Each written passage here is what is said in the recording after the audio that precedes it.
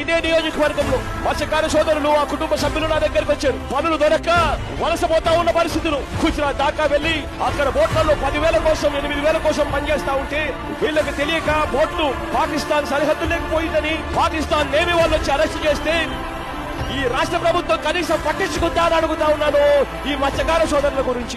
ఇవాళ ప్రతి మత్స్యకార సోదరుడికి నేను భరోసా ఇచ్చి చెప్తా ఉన్నా, మన వాళ్ళను మళ్ళీ వెనక్కి తిరిగి తీసుకొచ్చేట్టుగా చేస్తామని చెప్పి హామీ ఇస్తా ఉన్నానని చెప్తా ఉన్నా. 14 నెలలు పాకిస్తాన్ చేతిలో ఉండి విముక్తి పొందిన ఉత్తరాంధ్ర మత్స్యకారులు ప్రాణాలపై ఆశలు వదిలేసుకున్న తమ జీవితాల్లో సీఎం వైఎస్ జగన్ వెలుగులు నింపారని వారు ఆనందం వ్యక్తం చేస్తున్నారు. మాకు చిలుకొని వాళ్ళు ప్రాణం పోసి మా బ్రతికించిన కొంచెం సమాధానించారు. కొందరు ఎలక్షన్ ముందు చెప్తారు మాయ మాటలు, కానీ జగన్ గారు శ్రీకాకుళం వస్తే మా ఫ్యామిలీ తరపున అందరూ 22 మంది ఫ్యామిలీ వెళ్ళి ఏడుచుకుని మాట్లాడుతూ అమ్మా నేనున్నాను, నేను గెలిచిన తర్వాత విధించే బాధ్యత నాది, ఆ మాట ప్రకారంగా తీసుకొచ్చారు. జగన్ గారికి ఆయనకి ఎంతో రుణపడి ఉన్నాం. తల్లి మరొక జన్మ ఇచ్చిందంటే ఈ 2 జన్మ ఇచ్చిన వారికి మాకు ప్రాణం పోతుంది. మా జగన్ మాకు జన్మ ఇచ్చే ఒక దేవుడు. అదే మేము రుణపడి ఉన్నాం. ఏ పువ్వుతో పూజించాలి ఆ దేవుడిని అనిపిస్తుంది. ఒక్కో మత్స్యకారుడి కుటుంబానికి 5 లక్షల ఆర్థిక సాయం అందించారు సీఎం జగన్.